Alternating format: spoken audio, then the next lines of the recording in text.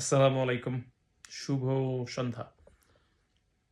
আজকে বাংলাদেশে দেখলাম বে অফ বেঙ্গল মানে বঙ্গোপসাগর নিয়ে একটা সেমিনার হচ্ছে। যেটাতে বিশ্বের অনেক দেশের প্রতিনিধি এসেছে। আমেরিকা থেকে, ইন্ডিয়া থেকে এবং অন্যান্য দেশ থেকে। তো আমার কাছে মনে হলো একটু কথা বলি এই বিষয়টা নিয়ে। আমি বিশ্ব রাজনীতি তারপরে এইগুলো নিয়ে বেশ আমার ইন্টারেস্ট আছে। তো এগুলো আমি দেখি মানে যখন সময় পাই ইন্টারভিউ দেখি অন্যগুলো দেখি যেগুলো যেমন ওয়ার্ল্ড পলিটিক্স কোন দিকে যাচ্ছে।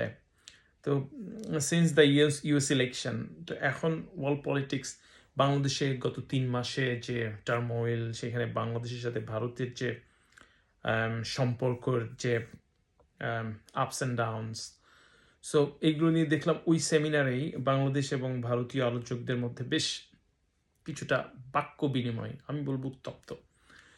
তো বে অফ বেঙ্গল বা আমাদের বঙ্গোপসাগরের উপরে কর্তৃত্ব নিতে চায়, আমি মনে করি পাকিস্তান না, চায়না, ইন্ডিয়া এবং আমেরিকা। তাদের একটা স্বার্থ সংশ্লিষ্ট বিষয় রয়েছে। আমেরিকা অনেক বড় সুপার পাওয়ার, তারা স্বাভাবিকভাবেই এশিয়া প্যাসিফিক এই অঞ্চলে যদি তাদের এরকম একটা বড় ঘাঁটি তারা করতে পারে তাদের জন্য better to fight with Chinese military, যদি এইরকম কোনো ঘটনা আসে। আর ইন্ডিয়ার ক্ষেত্রে ইন্ডিয়া চাই তাদের স্বার্থ অক্ষুণ্ণ থাকুক। তো বাংলাদেশের ক্ষেত্রে এখন যেটা হওয়া উচিত, আমি দেখলাম ওখানে প্রফেসর ইউনুস, তারপর বা আমাদের যে স্বরাষ্ট্র উপদেষ্টা, সবাই স্বরাষ্ট্র না, পররাষ্ট্র উপদেষ্টা বক্তব্য রেখেছেন। তো আমার ছোট জ্ঞানে যেটা মনে হয়, আমাদের স্বার্থ সংশ্লিষ্ট মানে আমাদের ইন্টারেস্টকে সার্ভ করে এমন কিছুই হওয়া উচিত, যেটাতে মানে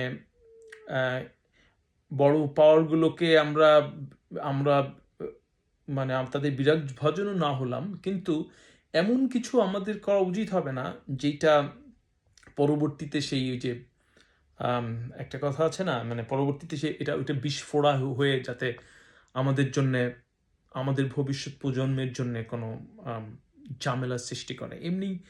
এমনিতেই বেশ কিছু বিষয়গুলো অনেক সোশ্যাল মিডিয়াতে আলোচিত হচ্ছে, সেন্ট মার্টিন দ্বীপ, তারপর অন্য কিছু বিষয়গুলো। তো আমেরিকান ইলেকশনের পরে সেগুলো আরও বেশি আলোচিত হচ্ছে।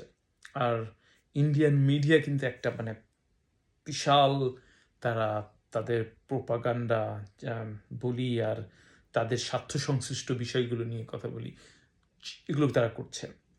তো ইন দ্যাট কেস আমাদের দেশের পজিশনটা খুব সূক্ষ্ম হওয়া উচিত, আমাদের ইন্টারেস্ট সার্ভ করে এবং আমরা আমাদের যে কোস্টাল এরিয়া এবং বে অফ বেঙ্গলে যাতে আমাদের 100% নিয়ন্ত্রণ থাকে এবং সেটা যাতে কোনো ফরেন মিলিটারি পাওয়ার অ্যাক্সেস না করতে পারে, আমি মনে করি এটাই আমাদের বেস্ট ইন্টারেস্ট।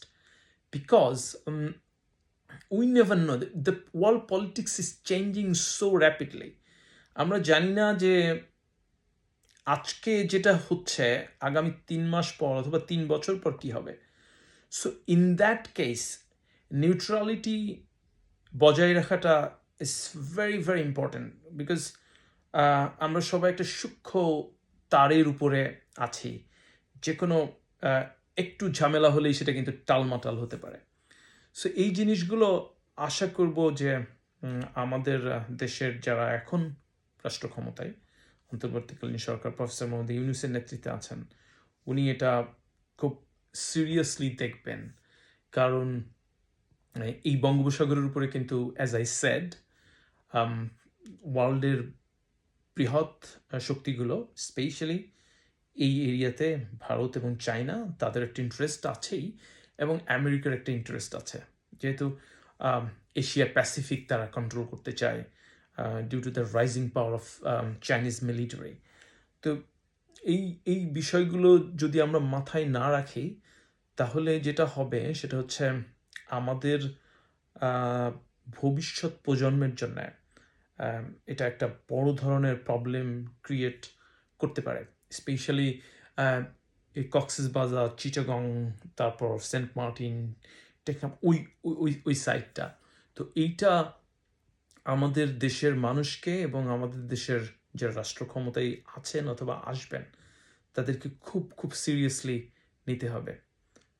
আর বঙ্গোপসাগরে আমরা জানি না এখনো ওখানে কোনো তেল গ্যাস আছে কিনা অথবা অন্য কোনো কিছু, কারণ বিদেশিরা যখন কোনো কিছু চায় অথবা কোনো কিছু নিয়ে কথা বলে তাদের আরও অনেক মানে তাদের সার্ভে কিন্তু তারা করতে থাকে যে কোথায় কি আছে।